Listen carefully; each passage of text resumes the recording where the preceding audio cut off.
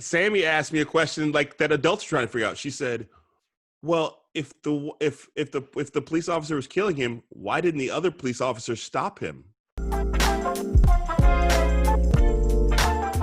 Well, I have doing the series because you do engage so much with people who most of us will not come in contact with. I mean, we know they exist. Like we all know the Klan exists, for example. We know white supremacy exists, but you know, we won't usually have the kind of conversations that you're having. Has this series made you more or less hopeful when it comes to people? I mean, hopeful when it comes to people, less hopeful when it comes to structures, institutions, systems, and politicians. I think the worst interviews that I think we do on the show is with politicians.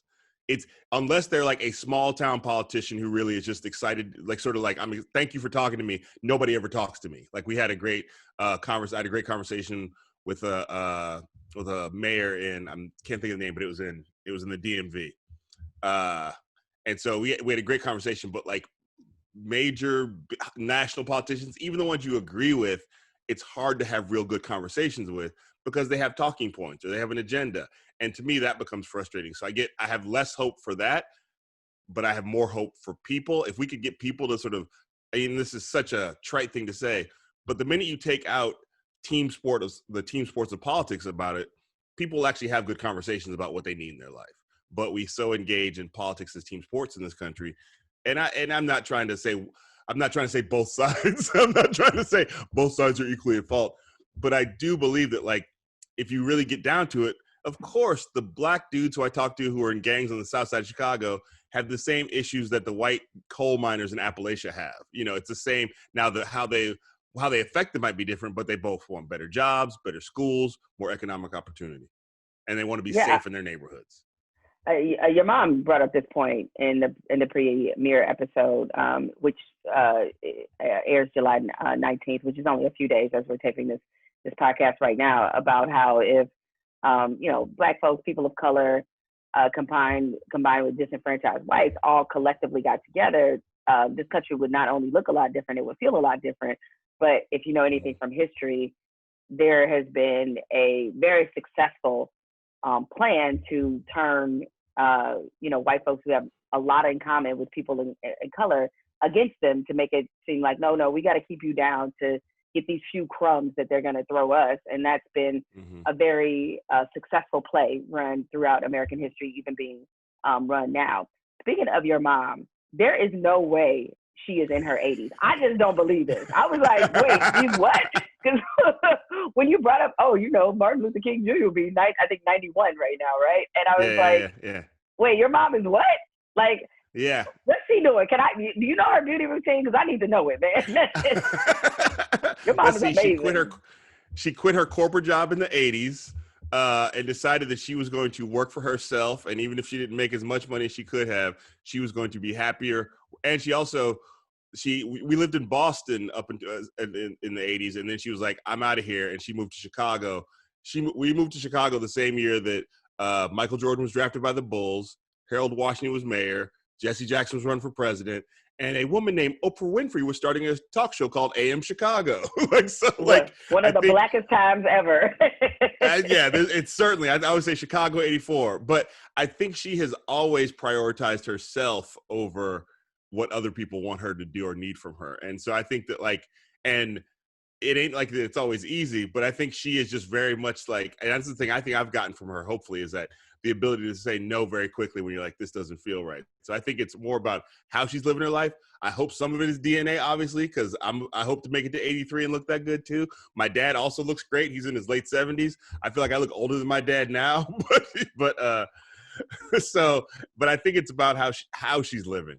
She just is, and I'm happy that at this point in her life, she doesn't have to do anything she doesn't want to do because I got her. I don't have NBA draft pick money, but I'm doing all right. Yeah.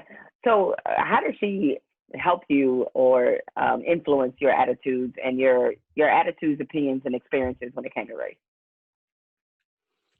I think I just always was raised with looking at the world through the lens of race and racism. I don't think she meant to do it. Again, I was an only child. She was a single parent. So, and this might have happened to you. You end up around a lot of adults, Like you just end up like you get taken places because there's no babysitter or she don't want to get a babysitter. And so and this was, I was born in the early 70s. So this is right after the civil rights movement. And so I think I was just always around Black folks who were like, whoo, these white folks. Like, I think I was just always hearing these conversations about what white people weren't doing or how do we navigate this situation. I used to have a joke in my stand-up act that I was 11 years old before I realized that cracker was also a delicious snack. So I think, yeah, so I was always hearing these conversations and just surrounded by, Blackness in our house. My mom went to Africa when I was a kid, and she came back always talking about Africa and how people have the wrong image. She was in Nigeria. She came back, people always had the wrong image of Africa, and she was, Martin Luther King Jr. records, Richard Pryor records, like it was just like Motown records, Ray Charles records. I was surrounded by Blackness in a way that I sort of took for granted. And of course, as a kid, you get exhausted by like, why do we have to go? What are we going to a book signing for? Who? Alice Walker. Okay. And then as an adult, I'm like, oh, thank God. Like, I think it's important to take your kids to things they think are boring sometimes, just to sort of get them steeped in some new ideas. But yeah, so I think it was just the wallpaper that we had was Blackness. Do you do that with your own kids? Take them to boring shit just so they can get some new Yeah, ideas? no, they go with me. They go with me to like, on, press runs and podcast recordings and, like and we, they've been to protests, which I mean, now they sort of like them, but they've been to Martin Luther King Jr. teach-ins, like I think it's important. And also just to leave the news on, just let them sort of take it in. Don't turn it off when they come in the room. So yeah, my kids probably have more boring shit by the pound than your average American kid. Is it, because I imagine the conversations you and your mom had about race when you were growing up, they're probably a lot different than the ones you're having with your children because you have mixed race children. So what are those differences? Because you are, raising kids that have a dual identity, although in the American construct, they're considered to be Black. I mean, yeah, it is very different because we've been preaching that dual identity from the very beginning. Like there's all these books now you can read to your kids when they don't even know what you're reading. They're about the idea of holding multiple ideas in your head and multiple races. So, and even with our middle kid, who's the most light-skinned, I would say, and so she's going to pass for white amongst people who don't know. I think Black folks always can look at her and go, "Oh yeah, I see that nose. I know you got, there's a touch in there." But I was like, she's going to pass for white. So it's really important for us to let her understand that yet, like you are mixed, your skin might be white like mama's, which is how she says it sometimes, but you are Black. And so, and I've seen her like not really get it because to a kid, a color is a color. You know what I mean? Like if something is Black, then it has to look Black. And you can talk them into brown being Black, but it's like, but my skin is nowhere close to Black. But we're talking about, I'm your dad, I'm Black, so you're Black. So yeah, we've been very active to make sure that they understand that they are living a dual identity, while at the same time, it doesn't mean that you don't get to claim the white side of your family, so, and whereas with my mom, it was just like, you're a Black boy in America, watch out. I got the talk, as we talk about in the episode, I got the talk very early and repeatedly, and knew that like my identity as a Black boy, later Black man, was something I had to be aware of at all times. And especially I was like over 6 feet tall in high school. So now, even though I'm 15, I'm a man, because that's how it is when you're tall, especially as a Black boy. So when I walk into rooms and people see me walk into the room, I'm prepared for them to sort of step back a little bit. I'm prepared for them to be like, what's he doing here? And I have to figure out how to navigate my way around that. And my mom was big on helping me understand that. With, obviously all the protests and, with between George Floyd and Breonna Taylor, Ahmaud Arbery, all these incidents that have compiled together, what kind of, if any, impact did that have on your children? Because I'm wondering, are they making the link between, okay, we just saw George Floyd, or maybe they didn't, hopefully they didn't see that video, but knowing that George Floyd was killed by the police, and then now looking at their own father, like, wait a minute, these two things are just alike. That's a Black man, he's a Black man. Like, were you concerned that your children would frankly fear for your own safety, and how did you approach that? I mean, my kids are, like I said, we leave the news on a lot. There are times where I will sort of forget, and my wife will be like, turn it off because of what's happening on the news. A lot of times that's not somebody being killed. It's just Trump talking. Turn that off. That's not appropriate for kids. But right. So it's just like my kids know what a bully looks like, and they're like, turn off the bullies on TV. So, but they caught enough of it, and were just aware. They knew what the coronavirus was. They knew that COVID-19. They knew that it was stopping them from going to school, and they caught enough of the news where one day my oldest daughter, Sammy, who's 9, is like, "What's happening? Like, what? Why are people mad? What's going on with the police?" Like, she's like, as I say, she's an old school ear hustler. She just sort of sits back and waits, and sort of then comes to you a half hour later, like, I picked up some things. We need to go over some things.